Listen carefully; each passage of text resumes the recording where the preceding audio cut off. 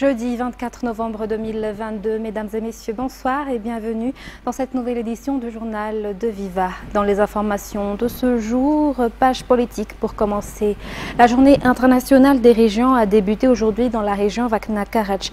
L'événement qui se tient à un Tirabé durera 3 jours. Mise en avant des ressources de la région et équilibre sur la décentralisation sont les mots d'ordre pour cette mobilisation de niveau international, selon le Premier ministre chef du gouvernement aujourd'hui lors de son discours. C'est un reportage de Rad Ramananzatou, Kevin Ravonerson et Jameson Ranjianarmanan.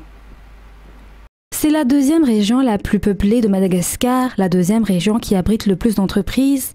La région de Vakna Karach est constituée de 7 districts, de 90 communes et possède diverses ressources. Mettre en valeur les ressources de la région Vakna Karach est le but de cette journée internationale des régions qui est à sa 4e édition actuellement. Il s'agit également de mettre en avant la région au niveau international, un défi de l'état actuel. Le ministère des Affaires étrangères, le ministère de l'Intérieur et de la décentralisation sont les départements qui collaborent pour la tenue de cet événement avec l'appui du PNUD.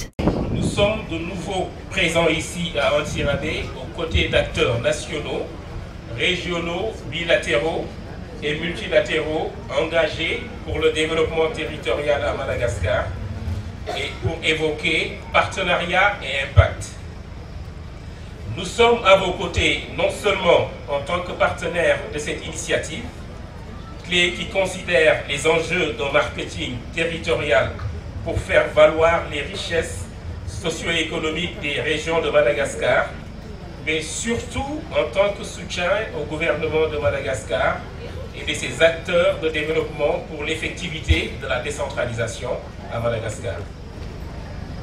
Nous, le système des Nations Unies, félicitons cette initiative conjointe du ministère des Affaires étrangères et du ministère de l'Intérieur et de la décentralisation de mettre sous les projecteurs chaque région de Madagascar à travers les journées internationales des régions et de mettre en exergue les potentialités régionales et les projets phares des priorités des régions afin que les acteurs et partenaires de développement s'y associent. Il s'agit aussi de mettre en avant la décentralisation à travers cette journée internationale des régions, selon le Premier ministre et chef du gouvernement, tout en travaillant de concert avec le secteur privé, ajoute-t-il.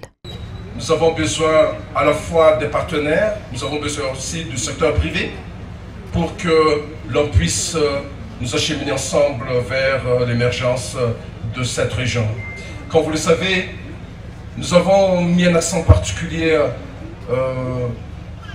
pour que cette région, car il s'agit d'une région qui offre beaucoup de potentiel, beaucoup d'opportunités, et j'espère que nous œuvrions ensemble toujours dans la même direction pour que à la fois les investisseurs, les partenaires puissent y trouver leur propre intérêt aussi, dans la mesure où si la région se développe, tout le monde serait content.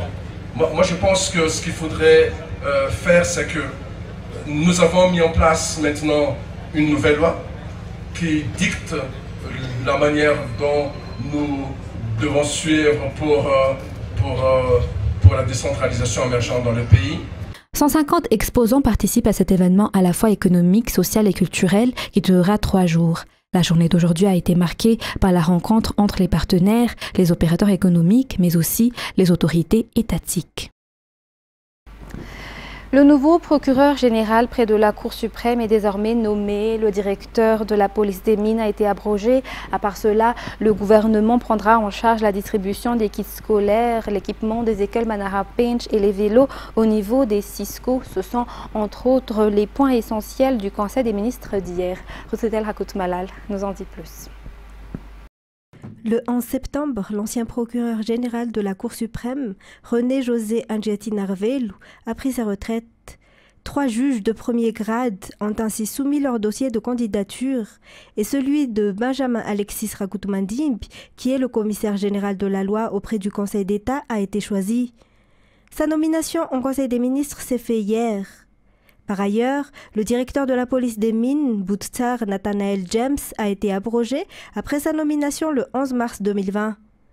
Concernant les communications verbales, il a été approuvé lors du Conseil que le gouvernement prendra en charge partiellement le paiement de la cotisation de Madagascar en tant que membre du groupe SADC 2022. Le Conseil a aussi décidé la prise en charge de l'équipement du ministère du Tourisme dans le cadre du nouveau projet émergent en 2022, notamment la dotation de matériel informatique, de matériel technique, de mobilier et d'accessoires nécessaires pour le ministère, les directions régionales, l'Office du tourisme et les délégués du tourisme dans les districts. En ce qui concerne l'éducation nationale, le gouvernement prendra en charge les frais pour la distribution des kits scolaires, des matériels pour équiper les écoles Manarapench et pour la distribution des vélos pour les 23 directions régionales de l'éducation nationale et les 114 CISCO. Dans les actualités économiques, la table ronde économique pour un dialogue entre le secteur privé et le secteur public est un moyen de faire le bilan de la dernière rencontre entre les deux parties il y a 6 mois de cela. Une nouvelle table ronde pour un dialogue entre le secteur privé et le secteur public a eu lieu aujourd'hui à Anouci, facilitée par l'Union européenne. Parmi les secteurs qui ont encore besoin d'amélioration figurent le climat des affaires à Madagascar, mais aussi la facilitation de l'accès au financement et la facilitation des investissements dans le pays, selon les explications. Parmi les secteurs qui devraient être introduits dans ce contexte également est le secteur des industries de produits de première nécessité, selon le ministre du Commerce. Reportage sur les images de Zahran Jiansou. Le secteur de l'énergie figure parmi les secteurs qui ont été les plus discutés durant la dernière table ronde économique entre le secteur privé et le secteur public malgache il y a 6 mois de cela. Des solutions étaient déjà avancées, notamment d'encourager le secteur privé qui a les moyens de se procurer une autonomie énergétique selon les explications. Parmi les problèmes du secteur privé également figure l'accès au financement, mais aussi le remboursement des dettes fiscales. Tout cela a été évoqué lors de ce dialogue qui sert à faciliter et trouver des solutions aux problèmes des secteurs privés. L'Union européenne, à travers son ambassadeur, a souligné aujourd'hui également que divers points restent encore à améliorer. Alors il y a des freins justement à un bon climat des affaires. Certains éléments ont été mentionnés aujourd'hui. Par exemple la difficulté pour les entreprises à avoir une sécurité énergétique. C'est vraiment fondamental. On a parlé de la Gérama. On voit que beaucoup d'opérateurs privés qui réussissent en fait s'équipent eux-mêmes de matériel, par exemple des petites centrales solaires ou même hydroélectriques qui leur permettent d'opérer en étant indépendants, autonomes. Et parfois, ça a été dit aussi, même s'ils ont les moyens, l'ambition de réaliser cette autonomie en matière énergétique, ils se heurtent aussi à des difficultés pour obtenir les autorisations, les agréments, etc. Ce dialogue entre public et privé d'aujourd'hui vise également à faire le bilan de la dernière édition. Sous l'initiative de l'Union européenne, ce dialogue est aussi un moyen de faire participer tous les acteurs économiques au développement du pays. Parce que nous croyons fondamentalement au rôle du secteur privé comme acteur de développement du pays à long terme, un développement durable et inclusif. Et ce développement ne peut être généré par le secteur privé que s'il se fait dans un climat des affaires, un climat des investissements propice. Et ça, c'est le rôle du gouvernement. Donc partout, nous soutenons le dialogue parce que c'est uniquement par ce dialogue que le secteur privé et le secteur public peuvent converger vers cet objectif qui est pour le bien commun, le développement économique, social, environnemental, dans une perspective durable et créer des emplois. Et donc l'Union européenne a accompagné depuis 2015 déjà ce dialogue public-privé. Nous avons une table ronde économique annuelle que nous soutenons. Elle est là au service des entreprises et du gouvernement de Madagascar. Cette table ronde économique pour un dialogue public-privé est à sa 6e édition aujourd'hui. Le ministre de l'Industrialisation, du Commerce et de la Consommation souligne que l'État s'engage à faire le suivi des négociations faites et leur réalisation. Une évaluation se fera tous les 3 mois. Pour cela, le secteur des PPN sera intégré dans le lot, a-t-il ajouté. Le ministre des Travaux publics et son équipe sont allés voir de près l'avancement des travaux de la route nationale numéro 13 et la route nationale 12A durant ces 3 jours. On en est actuellement dans la phase d'amélioration des routes pour garantir une circulation plus fluide avant la phase des grands travaux. Par la suite, les entreprises passeront à l'installation du chantier et au début des travaux définitifs selon les explications. Dans la foulée, une réunion s'est tenue entre le ministère des Travaux publics et le comité de gestion des projets financés par la Banque mondiale dans cette partie du sud de la Grande Île. Reportage. Pour la route nationale numéro 13 reliant Ious à Tolaniar, la fin des travaux d'amélioration de la chaussée et des travaux d'urgence jusqu'à Mbouvoumbe est prévue vers mi-juin 2023, selon les explications du ministre des Travaux publics durant sa visite afin de voir l'avancement des travaux sur cette route nationale. En général, tout se déroule normalement et des changements ont été déjà perçus par la population, comme le témoigne ce jeune homme qui affirme que la circulation a été plus fluide actuellement. La Banque européenne d'investissement est le partenaire financier de l'État pour la réhabilitation de cette route nationale 13. Par ailleurs, le ministre des Travaux publics et son équipe ont également été voir la route nationale tertiaire 12A reliant Tolaniar et Wangenjan. Les travaux effectués sont les mêmes que ceux sur la RN13 selon le ministre. Après ces travaux d'urgence, l'installation du chantier se fera avec le début des grands travaux. Il est à rappeler que c'est la Banque africaine de développement ou BAD qui se charge en partie du financement des travaux de la RNT 12A. Même si les travaux ne sont encore qu'à la première étape, la population de la région Anos s'est réjouie déjà des changements actuels, souligne de son côté le gouverneur de la région Anos.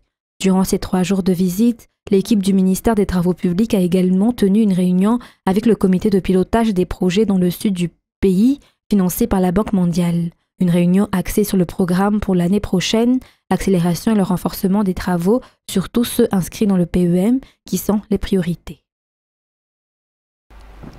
Canrobin, Voipous, Sassato, nos 3 communes dans le district d'Amboimassou bénéficient de l'électricité à partir des énergies renouvelables depuis le mois d'avril grâce au projet Énergie verte financé par l'Union européenne, l'AFD ou l'Agence française de développement et le Fonds français pour l'environnement mondial ou FFEM. Reportage d'Amienne Martina et Nzara Ranjiansou. La centrale du barrage de Fanjou, produisant 1,6 MW d'électricité, a été instaurée dans la commune de Saatoun, située à 65 km d'Amboimassou. Cette infrastructure a été réalisée à travers le projet River2 pour l'énergie verte. La construction a duré environ 3 ans selon la déclaration de Ranjianarvoon Ritanirin, responsable en énergie. Cette infrastructure est un business model dans la production énergétique à Madagascar, puisque non seulement elle produit pour le milieu rural, mais alimente également le réseau électrique de la Jirama Fenransu, souligne le ministre de l'Énergie et des Hydrocarbures, Andra Marsan, après sa visite sur terrain en compagnie de l'ambassadeur de l'Union européenne et l'ambassadeur français. 2 millions d'euros ont été procurés par l'Union européenne, le FFEM et l'AFD pour la construction de cette centrale de production d'électricité. On appuie ce projet-là d'abord parce qu'il y a un besoin. C'est le besoin des populations de pouvoir bénéficier d'une énergie propre et à bas coût. Ensuite, parce qu'on a des partenaires locaux. D'abord, évidemment, le gouvernement malgache, le ministère de l'Énergie, les collectivités locales. C'est tous ensemble qu'on est venu voir ce projet. Parce qu'on a des financements européens, français, internationaux. Et parce que, surtout, on voit que ça marche. Et surtout, il y a une société civile locale extrêmement investie. Les ONG qui ont mis en œuvre ce projet avec les entreprises locales n'ont eu de cesse d'échanger avec les populations. De quoi vous avez besoin? Cultivateurs, entrepreneurs, écoles, hôpitaux, etc. À part celle de Saatoun, 5 communes dans le district de Bealanan ont également bénéficié des infrastructures de production électrique à partir de l'énergie verte. Et environ 450 km² de champs ont été irrigués après l'achèvement de la centrale électrique de la municipalité de Saatoun. Selon les associations locales d'agriculteurs, l'existence de cette infrastructure améliorera les moyens de subsistance des agriculteurs et la qualité du riz. Grâce à l'électricité, l'insécurité a diminué et les jeunes ont pu créer diverses activités. C'est un reportage toujours d'Anienne Martina et Nzara Ranjiansou. L'arrivée de l'électricité a amélioré les conditions de vie des habitants de Saatoun. Le problème d'électricité a été résolu et les activités des habitants ont augmenté. Le coût de l'électricité produite à partir d'énergies renouvelables est plus avantageux, disent les usagers. Cependant, les bienfaits de ce projet ne se cantonnent pas uniquement à l'électricité, mais aussi aux aspects environnementaux et aux moyens de subsistance des habitants. Selon Laura Koutnirin, agriculteur, Saatoun, 3 vélérins ont été accomplis dans le district d'Ambomassou, notamment l'approvisionnement en électricité, la restauration de la sécurité et la création d'emplois pour les jeunes. Si 600 foyers utilisaient l'électricité auparavant, grâce à cette nouvelle infrastructure, 600 nouveaux usagers peuvent en bénéficier, souligne Fulgence, maire de Camp-Robin. Toujours dans cette page sociale, le côté santé, les cas de rougeole et de rubéole sont actuellement en augmentation. Ces maladies ciblent presque tous les enfants de 2 à 5 ans. Les écoles et les parents ont pris des mesures pour suspendre les enfants qui présentent des symptômes, selon ce reportage de Fin-de-Sénat Mireille et Yves Janel. De nombreux élèves dans les écoles primaires sont affectés par la rougeole et la rubéole. Selon les informations, cela touche 2 à 3 élèves par classe. De nombreuses écoles ont donc décidé de suspendre immédiatement les enfants concernés. Des affiches ont été apposées dans les écoles annonçant que les enfants qui présentent des symptômes ne doivent pas aller à l'école. Ils doivent porter des masques, soulignent les parents.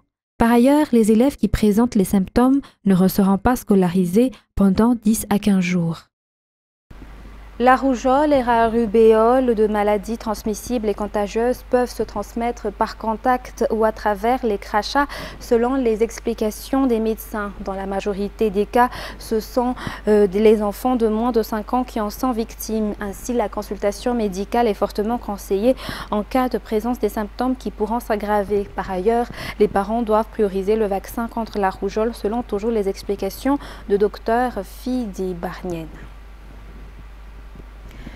Dans les actualités internationales de ce soir, tous les joueurs de la sélection allemande de football ont posé une main sur leur bouche hier pour la photo officielle du match contre le Japon au mondial au Qatar, un geste symbolique qui intervient après l'interdiction par le FIFA du brassard One Love contre les discriminations. France 24.